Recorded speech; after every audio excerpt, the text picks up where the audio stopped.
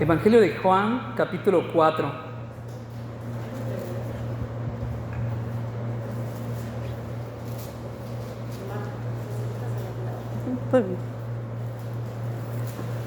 Evangelio de Juan, capítulo 4, versículo 24.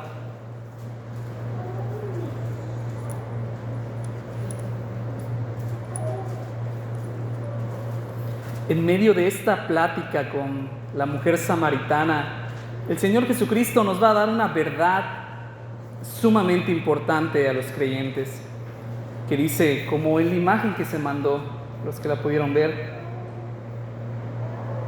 dice el versículo 24, Dios es espíritu y los que le adoran en espíritu y en verdad es necesario que adoren. Vamos a orar. Padre, ayúdanos en medio de esta enseñanza. Nuestros corazones han sido duros, nuestros corazones han sido como piedras, Señor, que tú puedes y has, en algunos casos, Señor, los has vuelto de carne, los has vuelto de la dureza, los has vuelto suaves, Señor, para discernir lo espiritual. Señor, hay cosas que nosotros no podemos hacer por más que nos esforcemos. Por favor, ayúdanos, Padre, en el entendimiento de tu palabra. Ayúdanos, Señor, en el transformar de nuestras vidas. No podemos por nosotros mismos. Gracias por cada uno de los hermanos, hermanas que vinieron esta mañana, Señor, y que esta palabra sea de edificación para nosotros. En el nombre de Cristo te pedimos tu ayuda y te alabamos, Señor. Amén. Pueden tomar asiento. En esta mañana vamos a hablar de la palabra adoración. La palabra adoración es algo muy hermoso, ¿verdad? Es una palabra que pensamos en ella y decimos, va a ser un tema bonito, va a ser un tema bonito. Y sí, primero Dios, va a ser un tema bonito. Y para empezar, lo primero que yo hice mientras planeaba este tema fue ir al buscador más común que todos conocemos y puse la palabra adoración. Quiero mostrarles qué es lo que encontré. Solamente encontré imágenes de este mismo tipo, como pueden ver en pantalla. Personas que tienen las manos levantadas, personas que están arrodilladas, personas que están enfrente de un altar, puede ser en una iglesia local como esta. Voy a cambiar igual, hay más imágenes. Vemos que está escrito el nombre Jesús enfrente, de nuevamente personas que están aún en el aire libre con manos levantadas, tal vez cantando, tal vez saltando, tal vez danzando. Y fuera de esto no encontré nada más. Yo sé, hermanos, que esto es un buscador ilustrativo. O sea, yo busqué en la sección de imágenes y lo que me estaba dando este buscador eran ideas ilustrativas, representativas, ideas gráficas de lo que es la adoración. Y realmente esa es la idea de las personas. Lo primero que nos imaginamos es el cantar, es el arrodillarnos. Eso le dijiste, hermano. Es el levantar las manos.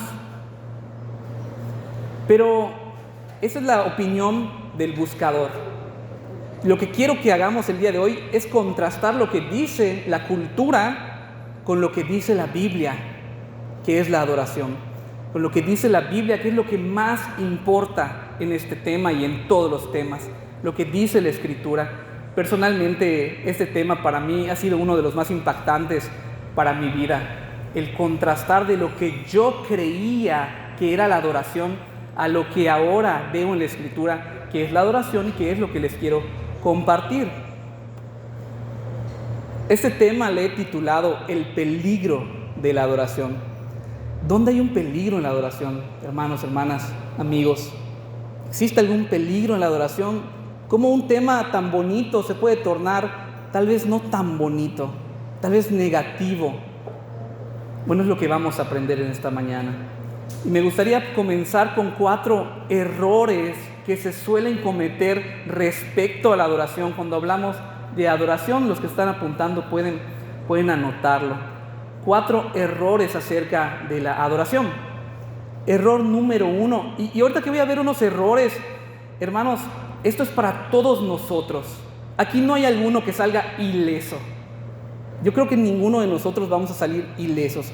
Es para que podamos contrastar qué es lo que estamos creyendo con lo que dice la palabra y qué es lo que estamos haciendo con lo que dice la palabra. Error número 1: encasillar la adoración exclusivamente en el llamado momento de alabanza. Y esto, creo que todos hemos pasado por este error. Pensar que los 30 minutos que se canta es el momento de alabanza y de adoración en toda la semana. En toda la semana. Y realmente aún los que cantamos cometemos el error de, hermanos, vamos a adorar a Dios en estos momentos. Sí es cierto, sí es una verdad, pero no es una verdad exclusiva. Y no debemos de cometer el error de considerar que sea una verdad exclusiva de esos 30 minutos, de ese par de canciones. No es así.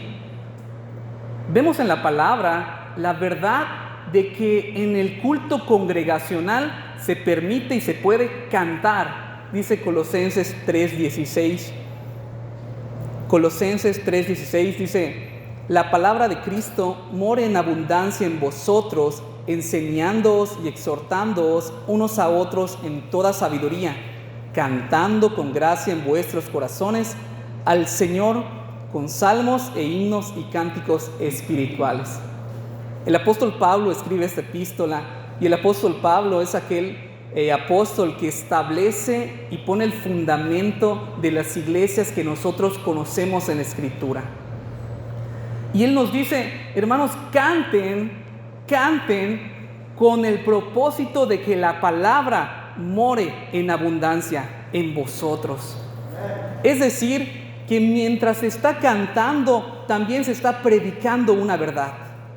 Mientras se está cantando, la gente está entendiendo verdades bíblicas que tal vez no conocía, que tal vez todavía no entendía, y está aprendiendo por medio del canto.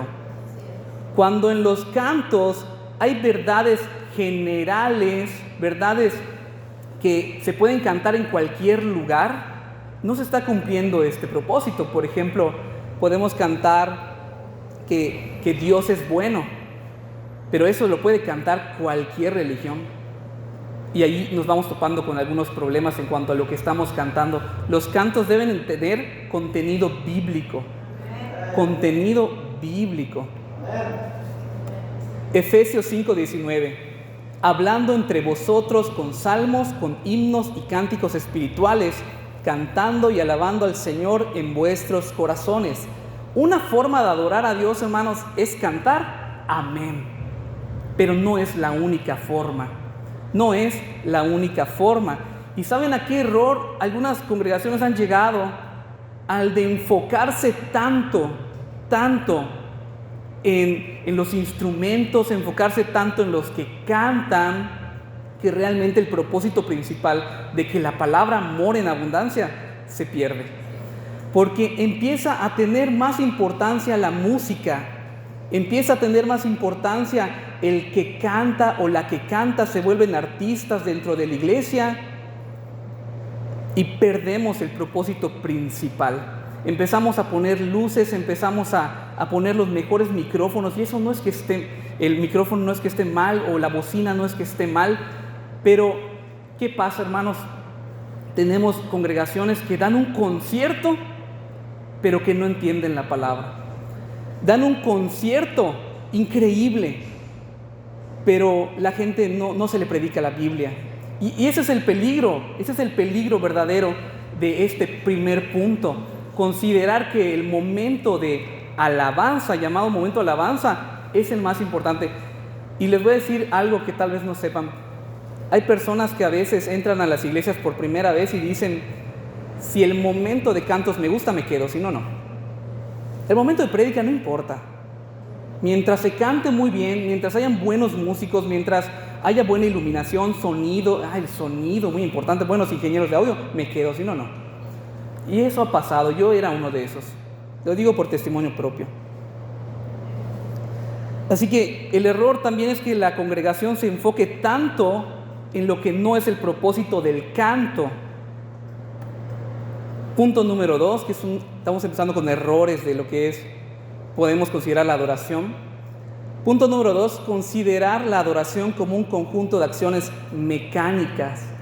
Y cuando digo mecánicas, me refiero a que consideramos que el hecho de realizar una acción es eficaz por el simple hecho de realizarla. Lo repito, pensamos que la adoración es eficaz por el simple hecho de realizar una acción. Te voy a dar un ejemplo. Voy a la iglesia. Yo fui a la iglesia todos los domingos de todo el año. Cumplí. Palomita. En sí mismo, aunque es una acción buena ir a la iglesia, puede ser que delante de Dios no sea algo aceptable. Y si no me entendiste en ese momento, vamos a ir desarrollando estas ideas a lo largo de toda la enseñanza. Algo mecánico no es eficaz por ser repetitivo. Es decir, otro ejemplo, si yo oro lo mismo, en el mismo día oro lo mismo, repetidamente, no es más eficaz por el hecho de ser repetido. ¿Sí? Tenemos un pasaje aquí muy importante, Marcos 7:6. El Señor Jesucristo reprende, ahora sí que confronta lo que yo estoy diciendo ahora. Respondiendo Él, el Señor Jesucristo les dijo: hipócritas, bien profetizó de vosotros Isaías, como está escrito: este pueblo de labios me honra, mas su corazón está lejos de mí. Lo que aquí está sucediendo es que estos fariseos, y cuando pensamos en los fariseos, porque aquí les está hablando a ellos, decimos, no, los fariseos eran terribles. No era por ser fariseo, era por ser una persona que no conocía a Dios. Simplemente ellos externaban lo bueno que hacían. Más adelante, el versículo 7 dice de la siguiente manera: mas en vano me honran. Lo que está diciendo es que aunque tú hagas algo externamente, si no estás de acuerdo con lo que tú tienes internamente, es en vano. Es en vano. Sí, y es posible que es primera vez que estemos escuchando un versículo como este o una idea como esta. Realmente, lo vamos a ver más adelante también, pero hay cosas que Dios no acepta. Hay cosas que para Dios no son agradables por el hecho de ser mecánicas, por el hecho de hacerse mecánicamente.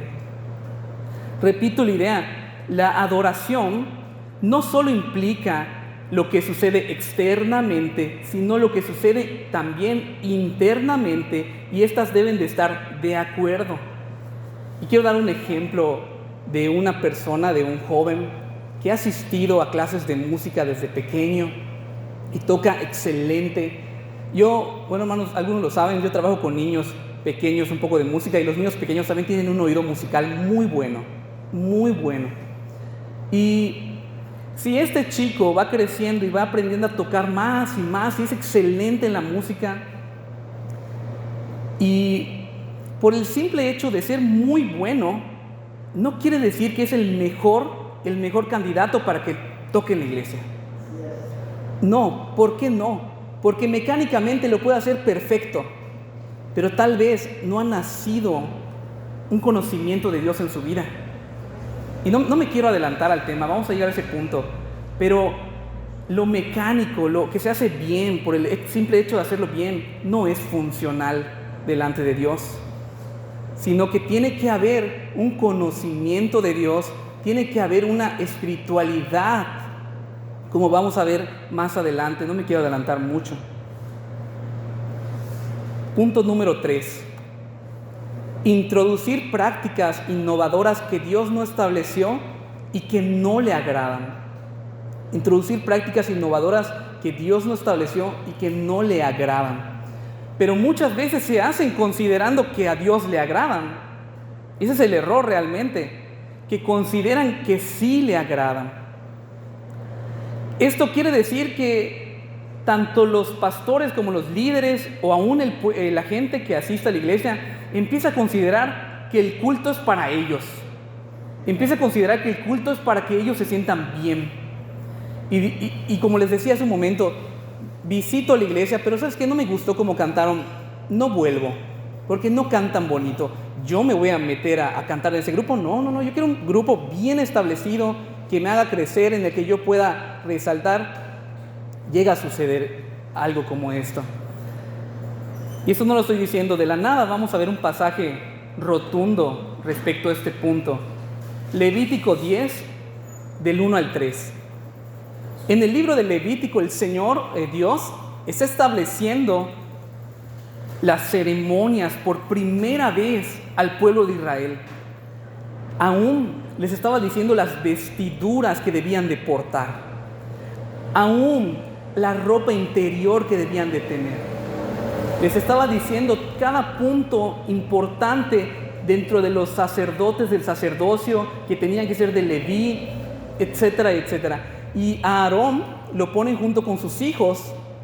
En ese caso, sus hijos Nadab y Abiú, hijos de Aarón, tomaron cada uno su incensario y pusieron en ellos fuego, sobre el cual pusieron incienso, y ofrecieron delante de Jehová fuego extraño que él nunca les mandó. Y salió fuego delante de Jehová y los quemó, y murieron delante de Jehová. Entonces dijo Moisés a Aarón: esto es lo que habló Jehová, diciendo: en los que a mí se acercan me santificaré, y en presencia de todo el pueblo seré glorificado. Y Aarón cayó del verbo de, hizo silencio, de callar. ¿Qué está sucediendo aquí? Dios acaba de establecer ritos y ceremonias, y estos jóvenes, estos personajes, tomaron su incensario. Pregunta, respóndete a ti mismo: ¿el incensario Dios lo estableció? El incensario, el elemento, el utensilio. Sí, el utensilio no es algo que ellos inventaron, que ellos sacaron de por aquí o de por allá. El incensario Dios lo había establecido. Pero ¿qué tipo de fuego debían de ellos de ofrecer, de encender? Dice la Escritura que debía ser el fuego que Dios había dicho que no sabía de apagar nunca. Una de las interpretaciones, porque la Biblia no menciona cuál fue el error en sí, o sea, acerca del fuego, es que ellos lo habían tomado de otro lado, de otra fuente de fuego. Tal vez ellos rápidamente encendieron uno, no lo sabemos a la perfección. Pero aquí la idea es que ellos están diciendo: vamos a hacerlo a nuestra manera, total, no pasa nada. Total, Dios no va a decir nada. Y ellos ofrecen este fuego que no era exactamente como Dios lo había mandado, de tal forma que Dios a través del fuego los quemó. Y la respuesta porque Moisés le dice: esto es lo que había dicho Jehová: en los que a mí se acercan me santificaré. Pero en otra versión lo dice como: seré tratado como santo. Entre los que a mí se acercan, que me traten como santo, es decir, no es cualquier cosa. No es como tú consideras que te puedes acercar, sino es como Dios ha dicho que tú te debes acercar y que tú le debes de adorar. Pero ¿qué sucede? Que hoy tenemos muchísimos ejemplos de congregaciones haciendo prácticas, llevando a cabo prácticas, y lo voy a decir de una manera que nunca en la historia de la iglesia se habían llevado a cabo. No solamente que no están en la Biblia, sino que nunca, por siglos, en la historia de la iglesia se habían llevado a cabo. Nunca. Es decir, no lo establecieron los apóstoles, no lo estableció Cristo, no lo establecieron los primeros creyentes, lo establecieron hace 100 o 200 años a lo mucho. Y hay una frase que, la verdad es que no sé si yo lo dije, no me acuerdo si un hermano lo dijo, pero se dice así: miren, imagínate que el apóstol Pablo entra en esos momentos por la puerta. El apóstol Pablo, aquel que estableció muchas iglesias, no que solo él lo haya hecho, sino que las que conocemos en la Escritura, él las estableció en el mayor de los casos. Y él va a estar en el momento de cantos de tu iglesia, él va a estar en el momento de la predicación, y al final te va a saludar. Tú eres el pastor, no pastora, pastor, tú eres una hermana.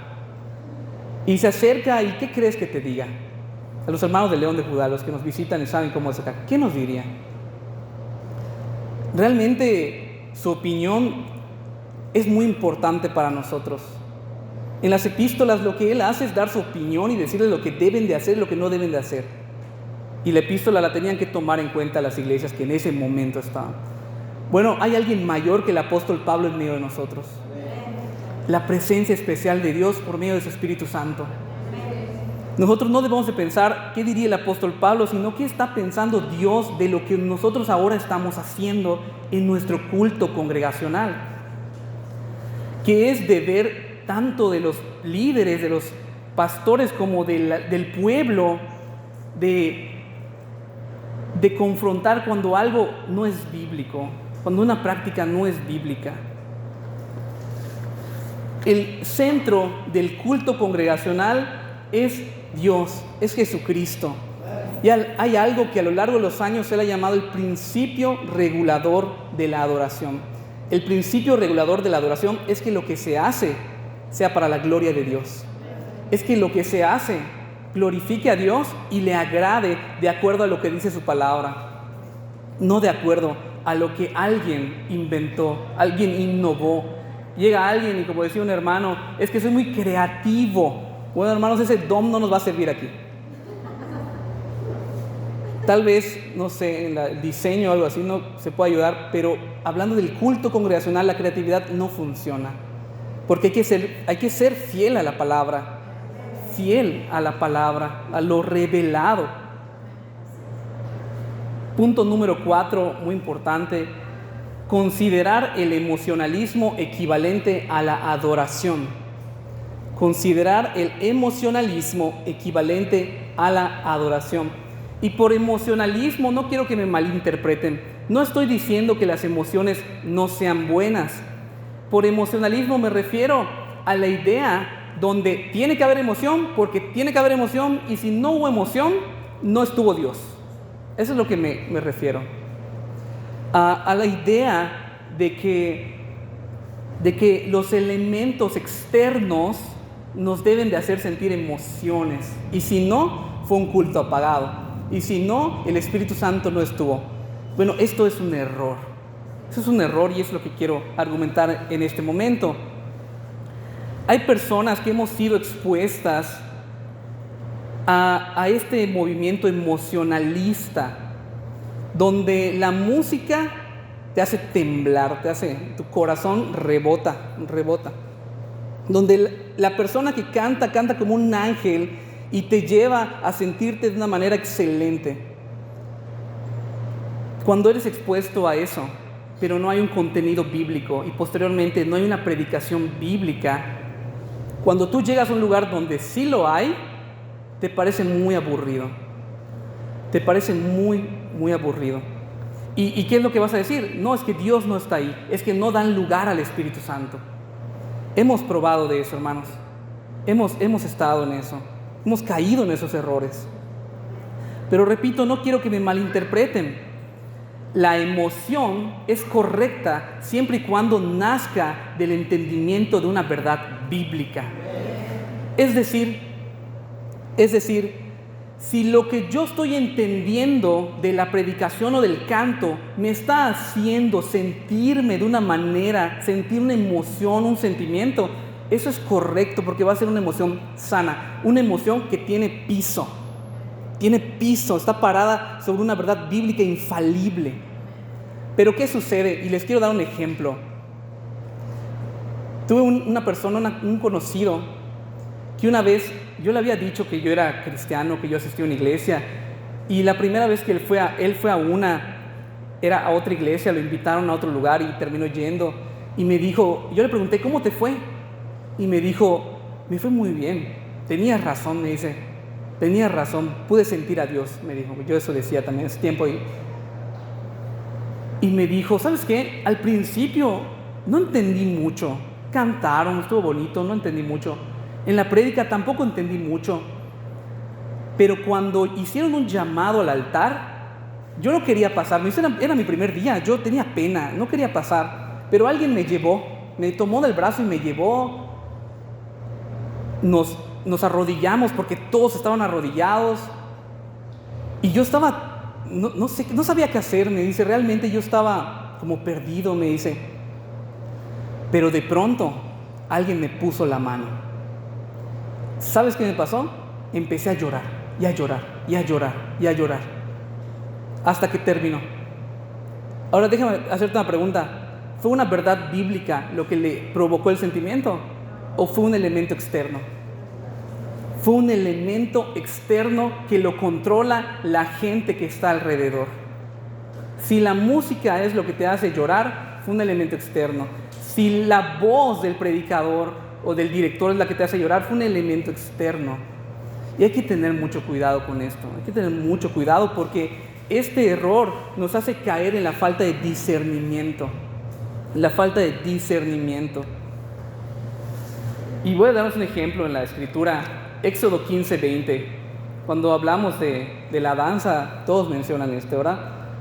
Pero es muy importante entender cómo sucede. Miren, dice Éxodo 15:20, y María la profetisa, hermana de Aarón, tomó un pandero en su mano y todas las mujeres salieron en pos de ella con panderos y danzas. Es que ustedes prohíben la danza. Yo nunca lo he escuchado en estos años que he estado aquí, ni yo lo he dicho. No se trata de que se prohíbe. Si sucede esto en la Escritura, no significa que tenemos un permiso expreso de que en el culto congregacional se puede hacer, en ninguna manera. Cuando el apóstol Pablo, aquel que estableció el fundamento de las iglesias, dijo que se dance, en ningún momento. Apenas hay 2 o 3 versículos que hablan del canto. Acerca de la danza no hay ninguno, pero no es el tema en este punto. Sí, danzaron, obviamente con alegría, obviamente con emoción, con sentimiento, pero mira qué dice a continuación. Y María les respondía, o sea, proclamó: cantad a Jehová porque en extremo se ha engrandecido. Ha echado en el mar al caballo y al jinete. Es decir, que la expresión nació de una verdad bíblica que ella entendió en el momento acerca de lo que estaba sucediendo. O sea, tenía piso esa emoción. Y esos 4 errores que son muy comunes y que nosotros podríamos estar cayendo aún ahora, nos pueden llevar a considerar que estoy adorando cuando no estoy adorando. Y esto es sumamente peligroso. Sumamente peligroso. Amós 5:25.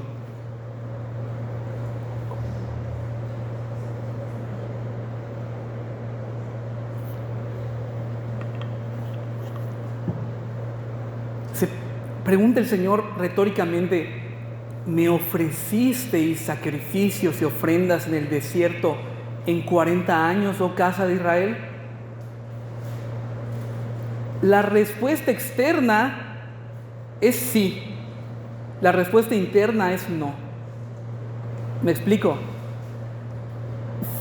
Externamente ellos ofrecieron sacrificios durante 40 años sin parar. La respuesta interna es: me ofrecieron sacrificios durante 40 años con un corazón como se debía. La respuesta es no. Lo hicieron externamente, pero no lo hicieron internamente. Y cuando sucede esto, el Señor dice: en vano me honran. En vano me honran. Malaquías 1, del 6 al 10. Si no han leído Malaquías, léanlo, son poquitos capítulos y todo es una reprensión, es una confrontación a esta supuesta adoración del pueblo de Israel, pero también para nosotros. Mira que dice el Señor hablando: el hijo honra a su padre y el siervo a su señor. Pues si yo soy padre, ¿dónde está mi honor? Y si yo soy señor, ¿dónde está mi temor? Dice el Señor de los ejércitos a vosotros, sacerdotes que menospreciáis mi nombre. Y cuando escuchan esto, ellos dicen: pero vosotros decís, ¿en qué hemos menospreciado tu nombre? Ni siquiera hay una conciencia de lo que se está haciendo. Y la respuesta es: ofreciendo sobre mi altar pan inmundo. Y vosotros decís de nuevo: ¿en qué te hemos deshonrado? En que decís: la mesa del Señor es despreciable. Y lo que se está evidenciando en estos sacerdotes es que no conocen a Dios. No conocen que es santo, como santo de ser tratado.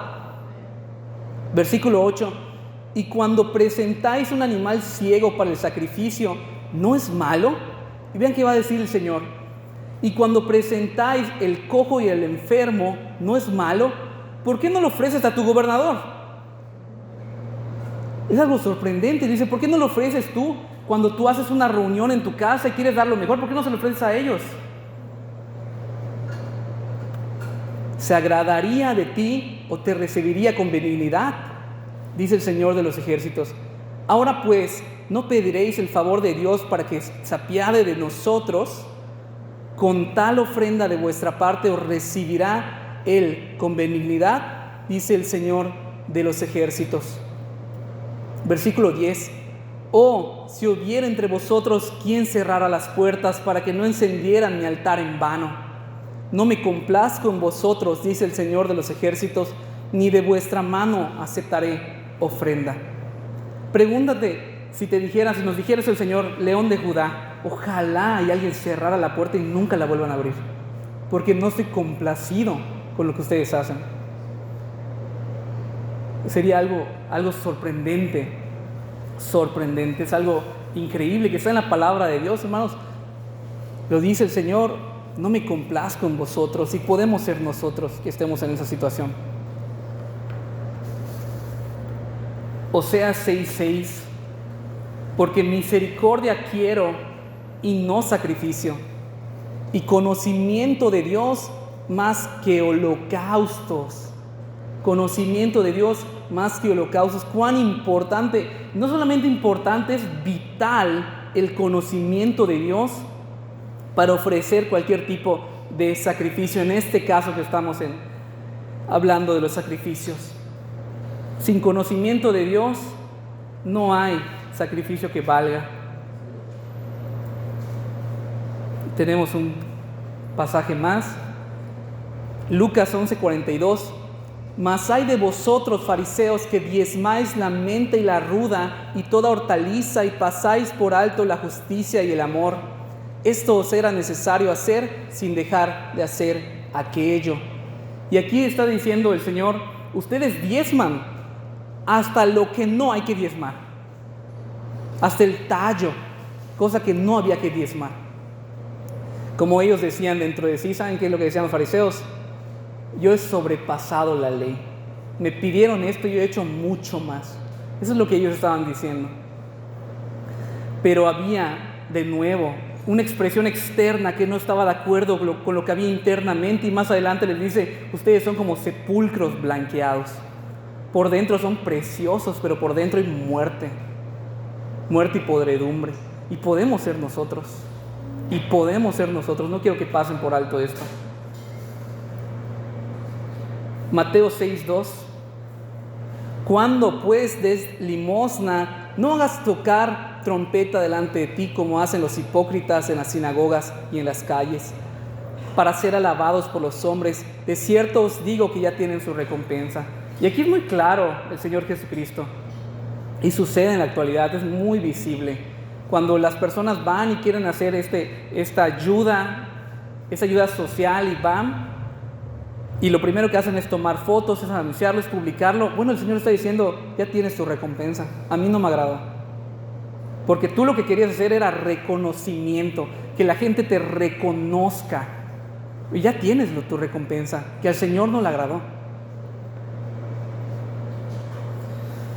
Cuando hablamos de la adoración,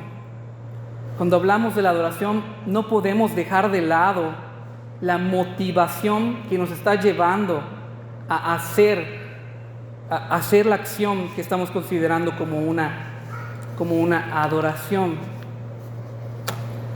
En estos casos, esa supuesta adoración carece de conocimiento de Dios, carece de humildad, carece de honestidad, carece de las motivaciones correctas. Y cuando hablo de motivaciones, lo que nos motiva a nosotros es el conocimiento de Dios, es lo que hemos entendido de la palabra revelada. En otras palabras, es nuestra fe. Es nuestra fe en Cristo lo que nos motiva a alabarle. Y me voy a adelantar un poquito, pero ninguno de nosotros nacimos siendo adoradores. Ninguno de nosotros fue encontrado por Dios porque era un gran adorador. Eras tan buen adorador que Dios dijo, oye, mira, por aquí en medio de Yucatán hay una persona que, ¿sabes cómo me adora? ¿Sabes cómo me alaba? Es increíble. No, eso no pasó en ninguno de nuestros casos, ni de ningún otro ser humano. Eso no es así. Sino que cuando conocimos el Evangelio y la palabra de verdad, dice el apóstol Pablo, el Evangelio de nuestra salvación, nosotros empezamos a conocer a Dios. Y empezó a surgir en nosotros un deseo de alabarle. Oye, es que Dios es, no como yo creía que era, es más santo, es más grande, es justo, es completamente justo. Entonces empieza a nacer en nosotros un deseo de la adoración, una razón, un motivo de adorar a Dios, porque Él nos compró cuando no éramos nada y seguimos sin ser nada, pero somos redimidos por Dios y delante de Dios tenemos un valor. Y esa gracia y esa misericordia y ese amor desplegado en Cristo nos da la motivación correcta para adorar. Entonces, cuando digo motivación, eso es lo que estoy diciendo. En el creyente ya hay una motivación, una razón para adorar a Dios que nace de lo que ahora conoce de la palabra, conoce de Dios. Y la gran mentira que estoy intentando argumentar es que Dios necesita que tú lo adores. Esa es una mentira. Dios, como estudiamos, si no me equivoco, apenas ayer, estudiamos en parte que Dios tiene aceidad. Y ese atributo significa que Dios no necesita nada ni de ti ni de nadie. No necesita nuestra alabanza, no necesita nuestra adoración, no necesita nada para que Él siga siendo tal cual es. Perfecto. Ahora que hemos visto esta parte, sí, digámosle negativa, vamos a ver qué es la adoración que Dios requiere de los creyentes, porque empezamos leyendo, es necesario que le adoren. O sea, de esta manera es necesario que le adoren. Hay una manera necesaria, una manera que Dios ha dicho. Y para empezar, la adoración se refiere a rendir honor, reverencia, asombro, gloria, alabanza, sacrificios. Y ayer mismo aprovecho a decir que el hermano que enseñaba decía, todos adoramos algo. Todos adoramos algo. Pero muchas veces no es el Dios de la Escritura. La adoración implica acciones externas que estén de acuerdo a la actitud interna producida por la palabra revelada o entendida.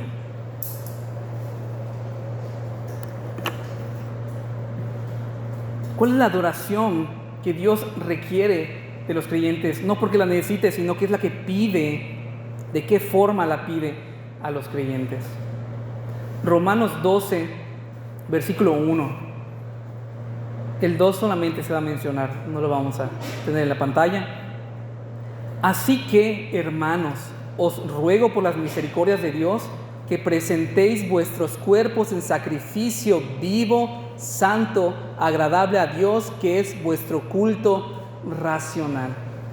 Ese es el versículo por excelencia en el que el apóstol Pablo está resumiendo cómo es la adoración del creyente dentro del nuevo pacto. No tengo tiempo hoy de decir por qué ya no hacemos los ritos exactamente, o no de argumentarlo, pero también aquí está diciendo el apóstol Pablo, todo esto, este ritual, estas ceremonias quedan abolidas y cumplidas perfectamente en Cristo. Entonces ya no es necesario ofrecer animales, ya no es necesario ofrecer estas primicias. Todo eso apuntaba a Cristo. Y en el sacrificio de Cristo se cumplió la necesidad de todo aquello que tú puedas observar en el Antiguo Testamento. Y hoy todavía vemos iglesias que quieren regresar a ser judías ortodoxas. No hay necesidad de aquello. Y da tres palabras, tres términos el apóstol Pablo de cómo debe ser esta adoración. En primer lugar, debe ser un sacrificio vivo. Un sacrificio vivo. Ya no requerimos la muerte de ningún otro ser, de ningún otro animal. No requerimos la muerte, una ofrenda muerta, sino una ofrenda viva. Que esta ofrenda viva es tu ser completo. Estaba leyendo un comentario respecto a esto y dice, El hecho de que tú ofrezcas tu cuerpo no quiere decir que con el hecho de que estés aquí sentado ya lo lograste. No, sino que ofrezcas tu cuerpo, tu mente, tus pensamientos, tus acciones, todo lo que tú has hecho, todo lo que tú eres. No solamente tu cuerpo vivo, sino tu cuerpo y tu ser entero. Tu cuerpo y tu ser entero. Vuelve y continúa. Ahora, este sacrificio debe ser santo. Santo. Y sabemos que la palabra santo significa separado. ¿Separado de qué? Separado del pecado, separado del mundo. Como el apóstol Pablo va a decir a continuación, no os conforméis a este siglo. No os conforméis a este siglo, sino renovaos por medio transformaos por medio de la renovación, gracias, de vuestro entendimiento. Ahora, lo que quiere decir en otras palabras, que si tú te comportas y si yo, porque es para todos nosotros, nos comportamos como mundanos, como impíos toda la semana, pero venimos y pensamos que podemos agradar a Dios, no lo vamos a lograr. No lo vamos a lograr. No podemos venir y presentarnos como el mundo. Eso es lo que está diciendo el apóstol Pablo. No te conformes al mundo. Y continúa diciendo ahora agradable a Dios. No podemos lograr ser agradables a Dios si no lo hacemos por la mediación de su Hijo Jesucristo. Es decir, no vamos a ser agradables a Dios con ese sacrificio vivo y santo si no es a través del Hijo. No hay forma en que ningún ser humano pueda por sus fuerzas agradar a Dios. No lo hay. Solamente por la fe en Jesucristo, quien sí ha agradado al Padre. Y para terminar de una manera excelente este pasaje, dice el apóstol Pablo, que es vuestro culto racional. ¿Cómo es este culto racional? Bueno, es esto, entregarte vivo, santo y agradable por medio de la fe a Dios. Y este culto racional en otra versión aparece como eso es lo que tú le tienes que ofrecer a Dios. Eso es lo que tú le debes ofrecer a Dios como creyente. Un culto que parte del razonamiento, del entendimiento, de la meditación en lo que tú has hecho. No un culto, en otras palabras, no un culto mecánico. Todo lo contrario a un culto mecánico. Y ahora vamos a ir a ejemplos prácticos de adoración. Ok, ya vimos lo que no es y los errores que podemos cometer. Ahora ya vimos qué es y quiero dar unos ejemplos de la adoración como nosotros los creyentes, como el creyente puede adorar en el nuevo pacto. Solamente puse 10 porque ya que hablamos de la vida entera, pueden ser miles, pero puse 10 que tal vez sean de los más comunes. Número 1, agradecimiento. El agradecimiento a Dios. Alguien dijo que si agradeciéramos por todo lo que Dios nos da, no pararíamos todo el día de hablar y de agradecer. Oraríamos sin cesar. No pararíamos por todo lo que Dios nos ha dado. Primera Tesalonicenses 5:18. Dad gracias en todo, porque esta es la voluntad de Dios para con vosotros en Cristo Jesús. Dad gracias en todo.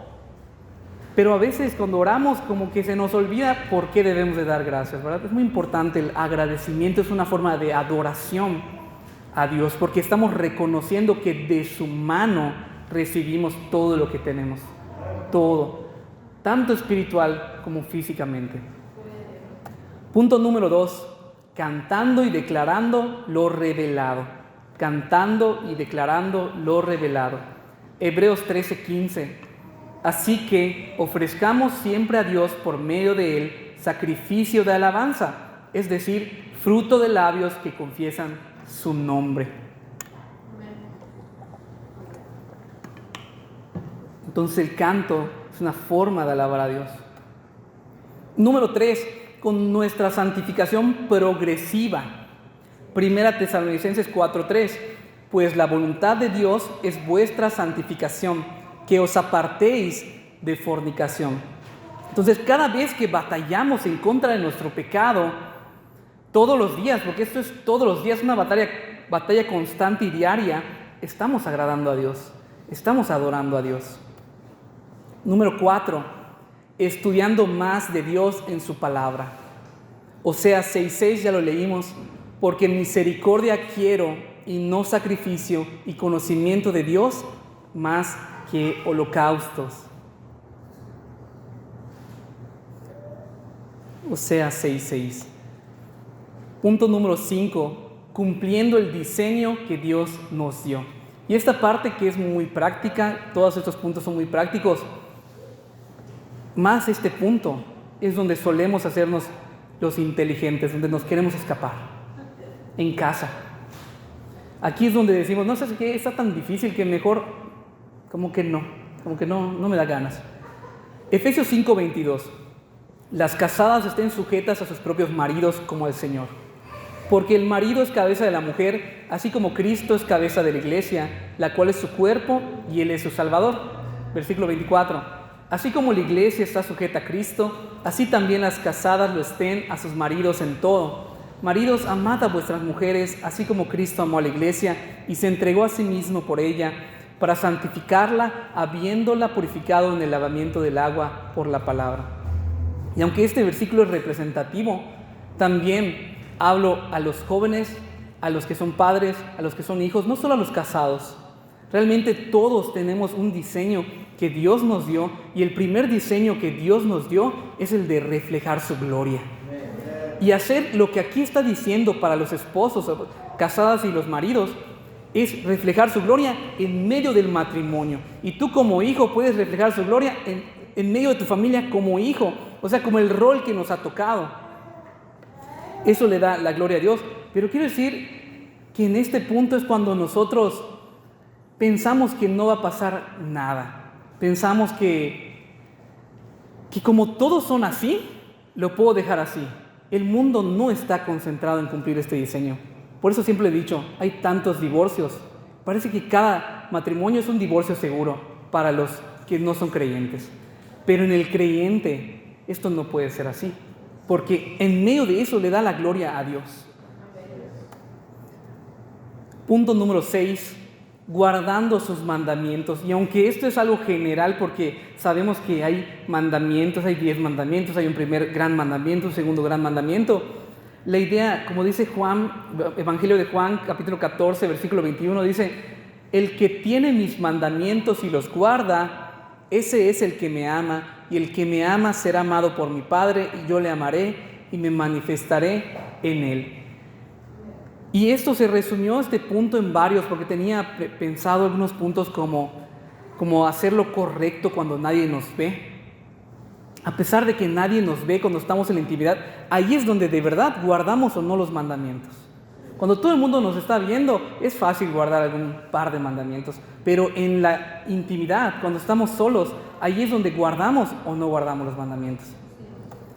Versículo 7, orando. Primera Tesalonicenses 5, 17 y 18. Orad sin cesar, dad gracias en todo, porque esta es la voluntad de Dios para con vosotros en Cristo Jesús. Como decía también el hermano que predicaba ayer, cuando oramos nos estamos sometiendo a la voluntad de Dios. Estamos diciendo, yo no puedo, por favor ayúdame. Y estamos dependiendo, reconociendo al Señor, y allí estamos adorándolo también. Punto número 8, compartir el Evangelio.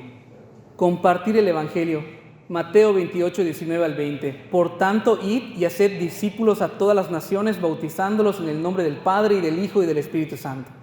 Cuando compartes el Evangelio, estás adorando a Dios. Estás adorando a Dios. ¿Por qué? De nuevo estamos proclamando la verdad de la palabra de Dios y estamos dándole la gloria a Cristo. Punto número 9, predicación fiel de la palabra. Deuteronomio 4:2. No añadiréis a la palabra que yo os mando, ni disminuiréis de ella, para que guardéis los mandamientos de Jehová vuestro Dios, que yo ordeno. Y ese es uno de los mayores errores que ha cometido la iglesia a lo largo de los años. Cada vez disminuyendo la importancia de la predicación en el culto público y en medio de todo lo que hacemos. Hoy no se quiere leer la Biblia, mientras menos se predique mejor. Hermanos, tuvo que surgir la reforma con el dicho de sola escritura, con la frase de sola escritura, porque había sido abandonado completamente esta declaración verdadera de sola escritura. Número 10, sirviendo a los demás. Gálatas 5, 13, 14. Porque vosotros, hermanos, a libertad fuisteis llamados, solamente que no uséis la libertad como ocasión para la carne, sino servíos por amor los unos a los otros. Porque toda la ley en esta sola palabra se cumple: amarás a tu prójimo como a ti mismo. Y es decir, de verdad que cuando a veces nos toca limpiar, cuando a veces nos toca lavar los platos o limpiar los baños, delante de Dios, si tú lo haces con un corazón agradecido, con un corazón alegre, delante de Dios es una adoración que es igual de preciosa como puede ser entonar un canto, como puede ser predicar el Evangelio. Sí, y eso no lo digo para convencerles de que vengan a limpiar, lo digo porque realmente es la verdad, ¿no? Realmente, pero también vengan a limpiar, ¿no?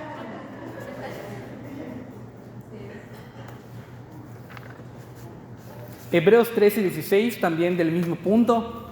Y de hacer bien y de la ayuda mutua no os olvidéis, porque de tales sacrificios agrada Dios.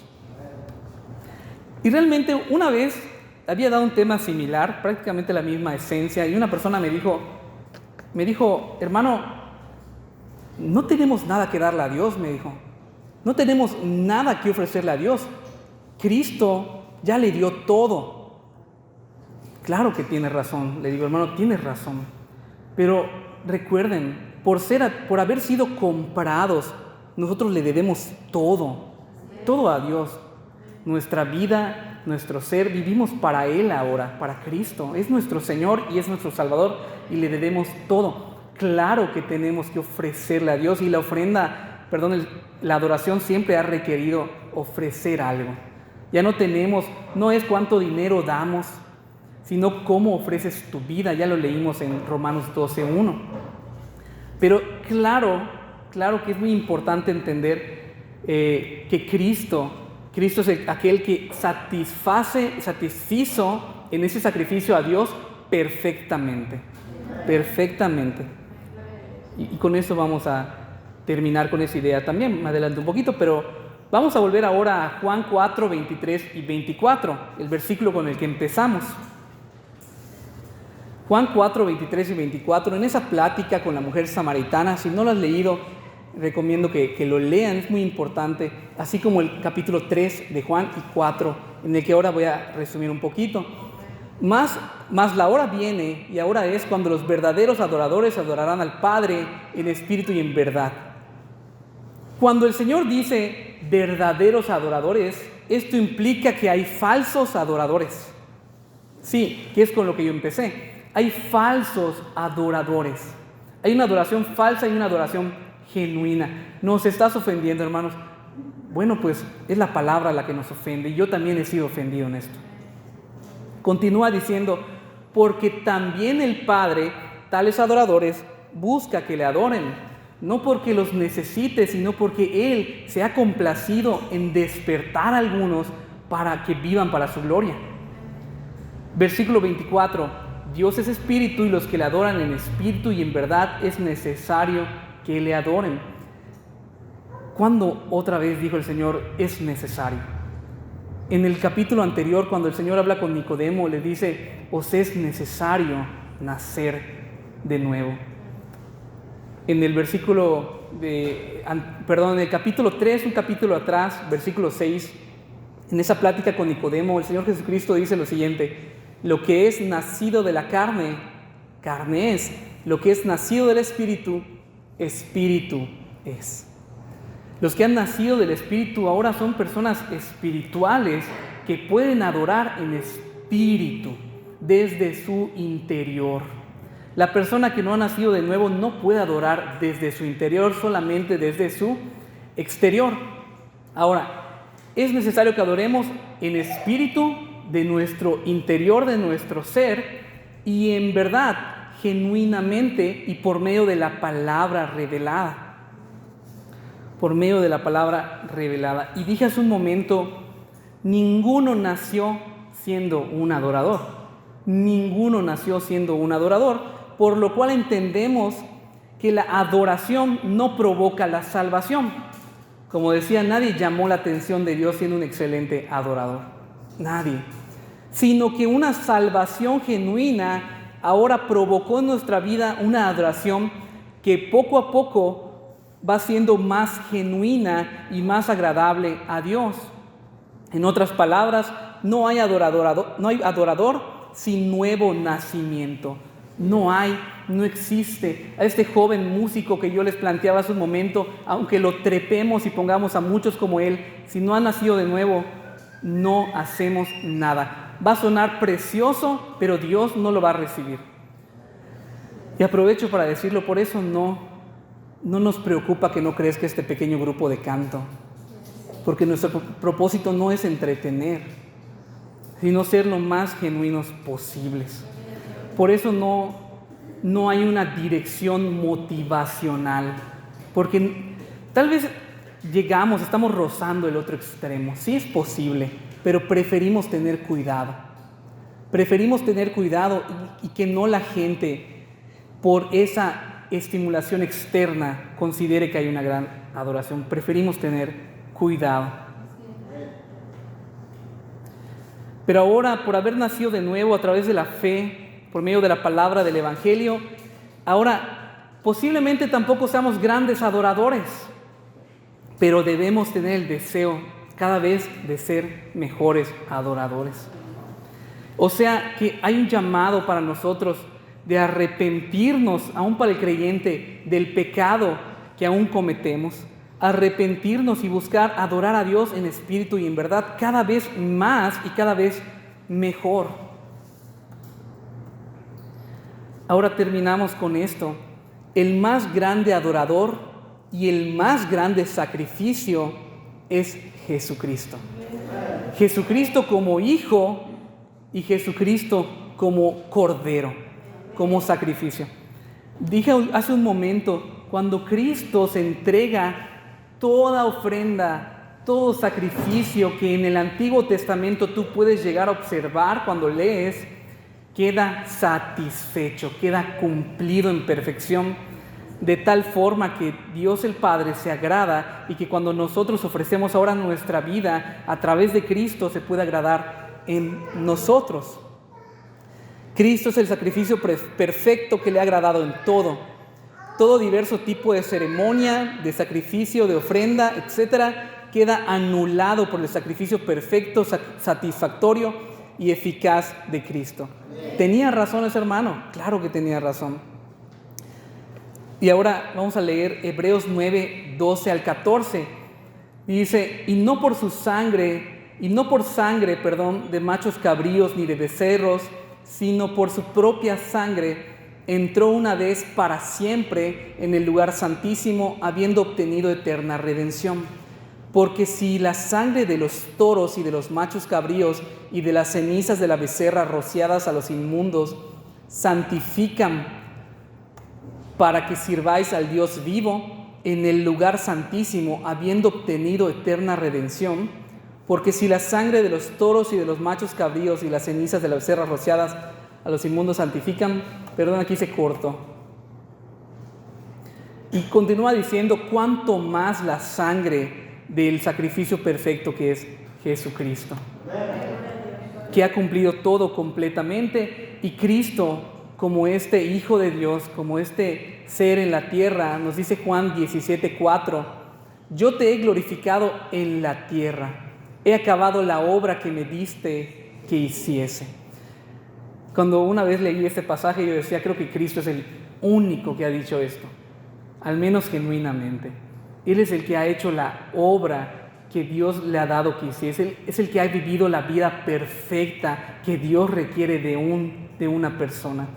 Es el único que ha vivido sin mancha y sin contaminación alguna, y así fue entregado, agradando a Dios como sacrificio perfecto. Concluyo con esto. Es importante que nosotros tengamos un concepto bíblico de lo que es la adoración y de cómo es necesario que nos acerquemos en adoración. No es nuestra adoración, sino la de Cristo, la que nos permite entrar ante el trono de Dios. No existe un cristiano sin adoración. Es imposible, no existe algo como tal. Todo cristiano es un adorador. Y es importante que ese concepto siga formándose dentro de la vida, ese concepto de adoración. Vamos a ponernos de pie y vamos a orar de que nosotros podamos cada vez ser un mejor adorador. Porque así como la santificación es progresiva, nuestra adoración va creciendo progresivamente.